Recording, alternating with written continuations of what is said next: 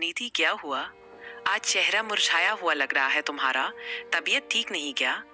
हाँ, थोड़ा छाती में दर्द सा महसूस हो रहा है। लगता है एसिडिटी का दर्द सीने तक पहुंच गया है। जरा एक ग्लास पानी और एसिडिटी की गोली तो देना मुझे। हाँ, अभी देता हूँ, तुम घबराओ नहीं। गोली खाकर सुनीति सो गई। सोचा रसोई में नाश्ते के बर्तन पड़े हैं झूठे, वो साफ कर देता हूँ और दोपहर के लिए दाल चावल चढ़ा देता हूँ कुकर में। उसकी तबीयत खराब है, आज उसको परेशान नहीं कर सकता। उसे कुछ हो जाएगा तो मैं अकेला कैसे जीऊंगा? आजकल यही चिंता सताती रहती है मुझे। मेरी उम्र 75 साल की हो गई है और वो 70 साल की है। जानता हूँ दोनों एक साथ नहीं मरेंगे, एक आगे जाएगा तो एक पीछे, लेकिन जो भी पीछे जाएगा वो अकेला रह जाएगा। हमेशा यही सोचता हूँ, अगर मैं गया पहले तो वो कैसे रहेगी अकेली मेरे बिना, और वो गई तो मैं कैसे रहूंगा उसके बिना। शादी के इतने साल एक दूसरे के साथ रहने के बाद इतनी आदत हो जाती है एक दूसरे की, दोनों का अस्तित्व एक सा हो जाता है जैसे अपने ही शरीर का हिस्सा हो।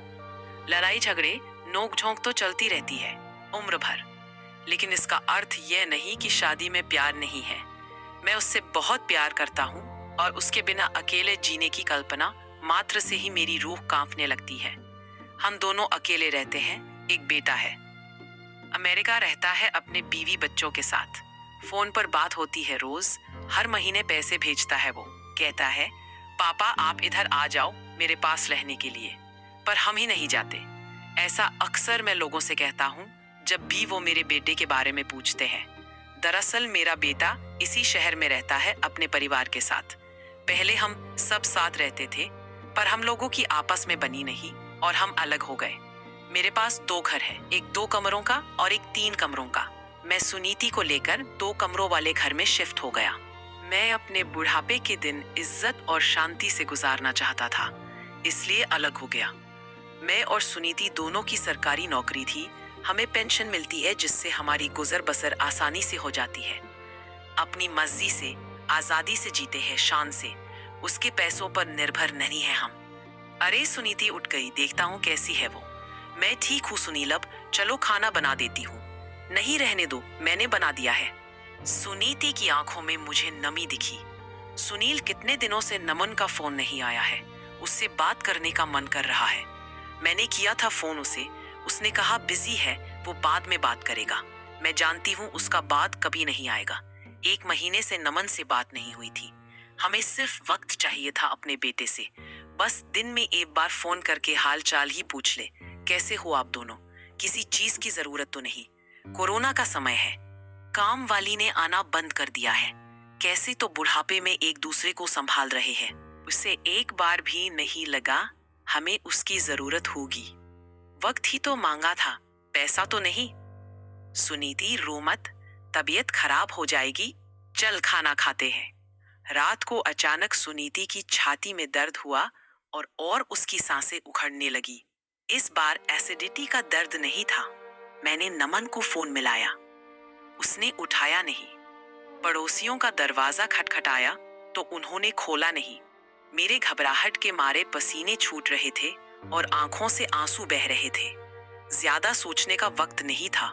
मैंने मास्क पहना, सैनिटाइजर लिया और जैसे तैसे सुनीति को कार में बैठाया और हॉस्पिटल ले गया। कोरोना के कारण वैसे ही हॉस्पिटल्स का बुरा हाल था। बहुत हाथ जोड़े तब जाकर उसका इलाज शुरू हुआ। वो आईसीयू में थी, उसे दिल का दौरा पड़ा था। डॉक्टर आशिमा ने बताया, बड़ी भली लड़की थी, उसी ने सब मदद की। मुझे चाय तक ला कर दी। मैंने बेटे को फिर फोन लगाया। इस बार उसने फोन उठा लिया। तुम्हारी माँ को दिल का दौरा पड़ा है, जल्दी हॉस्पिटल आ जाओ, वो आईसीयू में है। पापा मैं अमेरिका में हूँ अपने परिवार के साथ। 1 महीना हो गया है मुझे यहाँ आए हुए। कोरोना के शुरू होने से पहले ही मैं यहाँ आ गया था। अच्छा जॉब ऑफर था, छोड़ नहीं सकता था। क्या तूने जाने से पहले बताना, हमें मिलना जरूरी नहीं समझा? ऐसे कैसे चला गया तू बिन बताए? माँ बाप है हम तेरे, शर्म आनी चाहिए तुझे, नहीं शायद हमें, कि हमने ऐसी संतान को जन्म दिया। सॉरी पापा, सब कुछ बहुत जल्दी में हुआ। नए देश में सेटल होना, सब तैयारी करने में वक्त ही नहीं मिला। माँ का ख्याल रखना। मैं पैसे नहीं भेज पाऊंगा। कोरोना के कारण अमेरिका में हालात खराब हैं। ये वाला नंबर बंद करने वाला हूँ, नए नंबर से कॉल करूंगा, सेव कर लेना। यह कहकर उसने फोन रख दिया।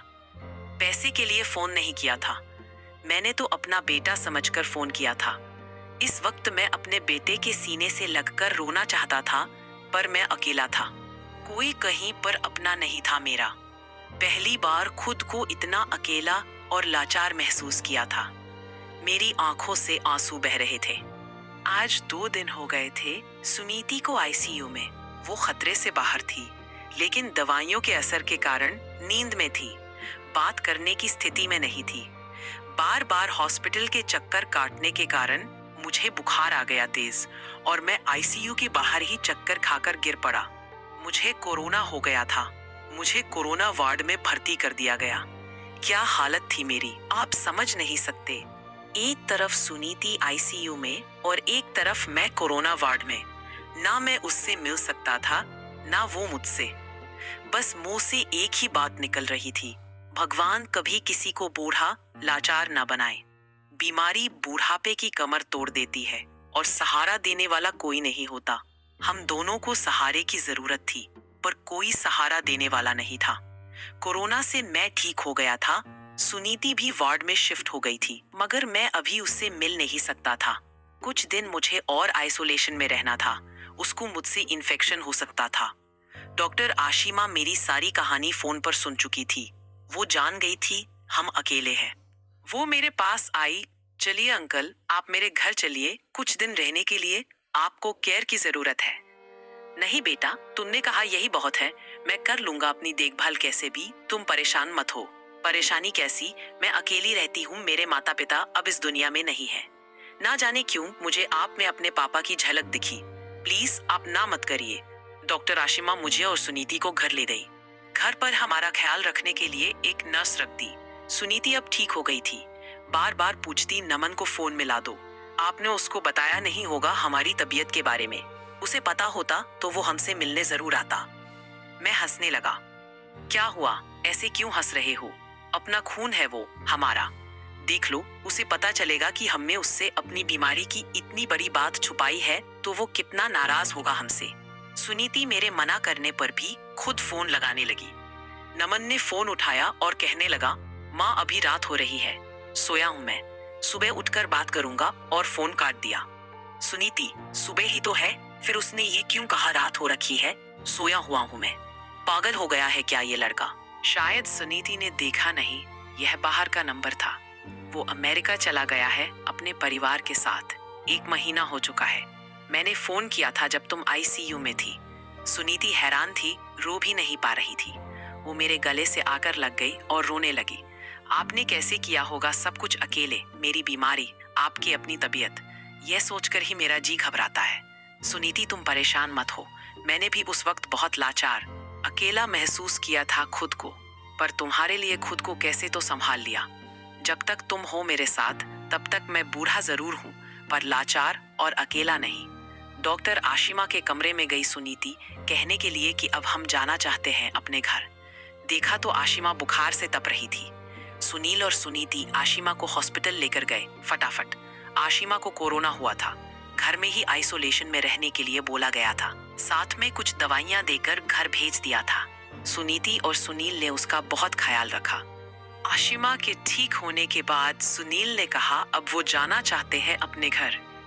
बहुत तकलीफ दी तुम्हें बेटा, शुक्रिया कहकर जो तुमने हमारे लिए किया, मैं उसका अपमान नहीं करना चाहता। भगवान तुम्हें हमेशा खुश रखे। सुनीति ने आशिमा को गले से लगाया और रोने लगी। आशिमा ने कसकर सुनीति को प्यार किया और मेरी तरफ देखकर बोली, मैं अपने माँ पापा से फिर से अलग नहीं होना चाहती, प्लीज रुक जाइए पापा प्लीज। यह सुनते ही हमारी आंखें भर आई और हम अपनी बेटी के घर रुक गए हमेशा के लिए। तो दोस्तों, आपको ये कहानी कैसी लगी? कमेंट बॉक्स में अपनी राय ज़रूर दीजिएगा, और कहानी अच्छी लगी हो तो वीडियो को लाइक, शेयर और सब्सक्राइब करना ना भूलें। मिलते हैं एक और नई कहानी के साथ। बहुत बहुत धन्यवाद।